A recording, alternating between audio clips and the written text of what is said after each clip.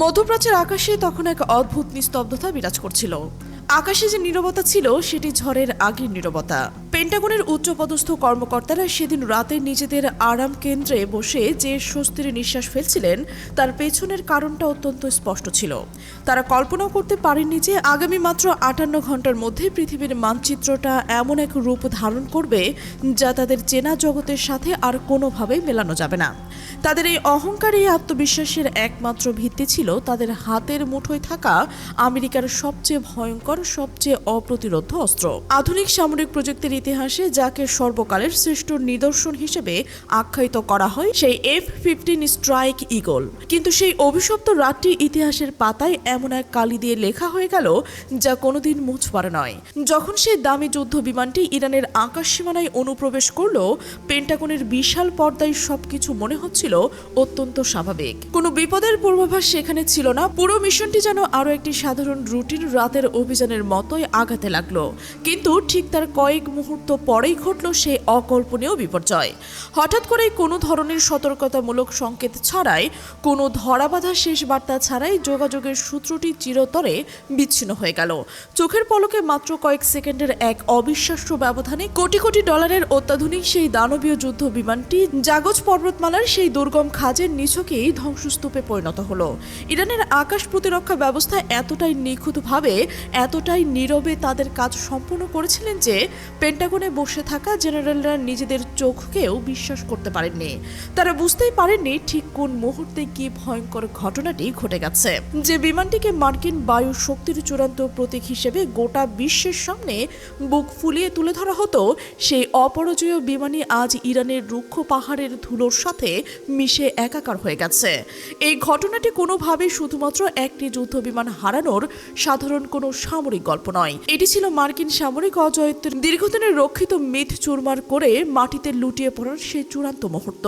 দশকের পর দশক ধরে আমেরিকা এই অহংকার বা বিশ্বাসকে তাদের নিজেদের শিরায় শিরায় প্রবাহিত করে রেখেছিল যে তাদের প্রযুক্তি, তাদের অসীম শক্তি এবং তাদের বায়ুসেনা এই পৃথিবীতে কখনোই পরাস্ত হয় না।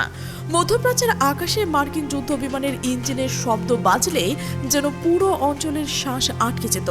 সবাই ভয়ে থমকে পড়ত। কিন্তু তেহরান সেই বহু পুরনো ধারণাকে একটি মাত্র ঝটকায় উল্টে দিয়ে নতুন এক বাস্তবতার জন্ম দিল।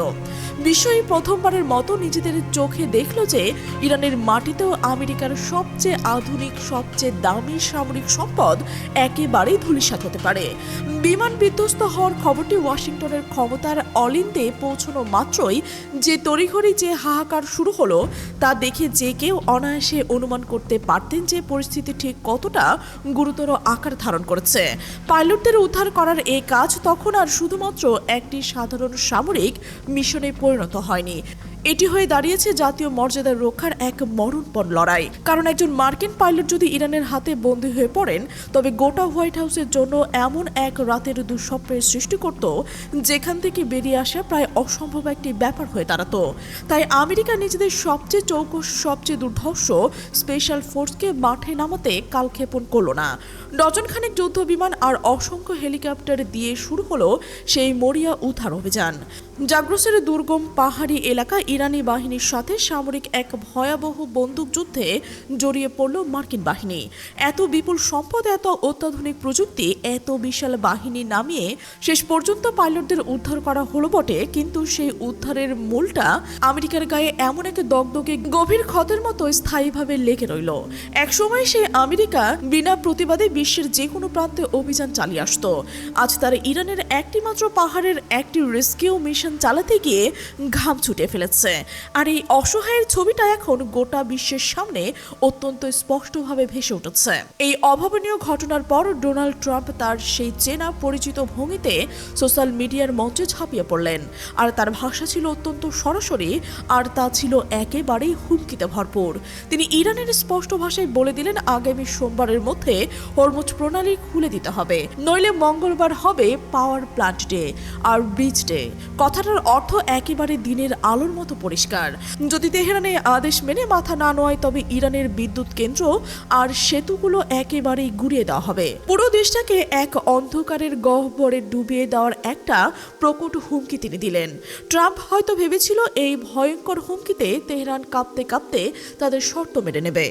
দশকের পর দশক ধরে এই একই চেনা কৌশলে বিশ্বের বড় বড় অনেক দেশকেই তো তারা পথে আনতে পেরেছে, কিন্তু ওয়াশিংটন এখনো সবচেয়ে বড় হিসাবটাই মেলাতে পারেনি।